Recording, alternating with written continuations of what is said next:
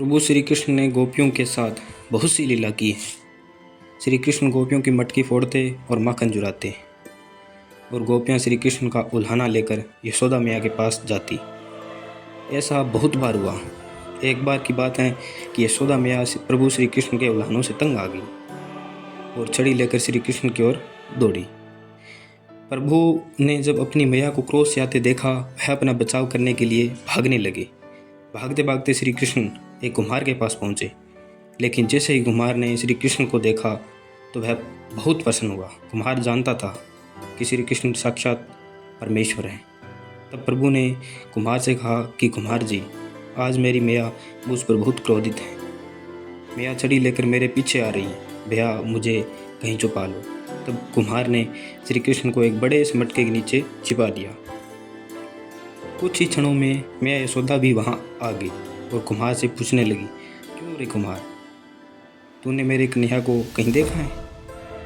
कुम्हार ने कह दिया, नहीं मैया, मैंने कन्हैया को नहीं देखा। श्री कृष्ण यह सब बातें बड़े से घड़े के नीचे छुपकर सुन रहे थे। मैया तो वहाँ से चली गई। अब प्रभु श्री कृष्ण कुम्हार से कहते हैं, कुम्हार जी, यदि मैया चली गई हो तो मुझे इस घड़े से बाहर निकालो। कुम्हार बोला, ऐसा नहीं प्रभु जी, पहले मुझे 84 लाख योनियों के बंधन से मुक्त करने का वचन दो। भगवान मुस्कुराए और कहा, ठीक है, मैं तुम्हें 84 लाख योनियों से मुक्त करने का वचन देता हूँ। अब तो मुझे बाहर निकाल दो।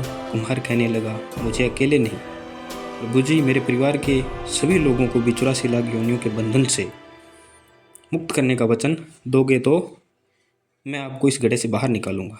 प्रभु जी कहते हैं, चलो ठीक है, उनको भी 84 लाख योनियों के बंधन से मुक्त होने का मैं वचन देता हूँ। अब तो मुझे घड़े से बाहर निकाल दो। अब कुम्हार कहता है, बस प्रभु जी, एक विनती और है, उसे भी पूरा करने का वचन दे दो तो मैं आपको घड़े से बाहर निकाल दूंगा।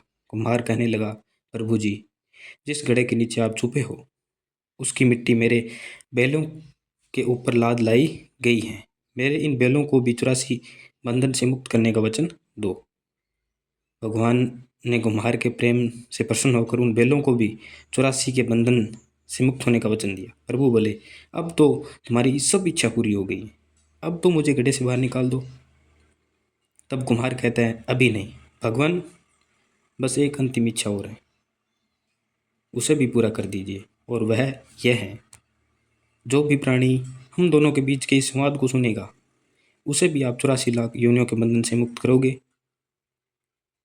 बस यह वचन दे दो तो मैं आपको इस गड्ढे से बाहर निकाल दूंगा। कुम्हार की प्रेम भरी बातों को सुनकर प्रभु श्री कृष्ण बहुत खुश हुए और कुम्हार की इस इच्छा को भी पूरा करने का वचन दिया।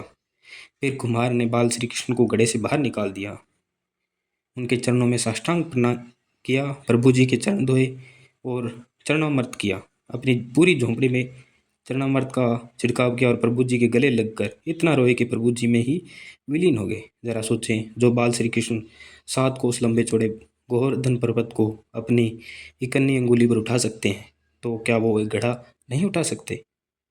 लेकिन बिना प्रेम रीझे नहीं, नटवर नंद किशोर। कोई कितने भी यज्ञ करे, अनुष्ठान करे, कितना भी दान करे, चाहे कितनी भी भक्ति करे, लेकिन जब तक मन में प्राणी मात्र के लिए प्रेम नहीं होगा, प्रभु श्री कृष्ण मिल ही नहीं सकते। जय श्री कृष्ण दोस्तों। वीडियो अगर आपको अच्छा लगा हो तो सब्सक्राइब, लाइक, शेयर जरूर करें। धन्यवाद।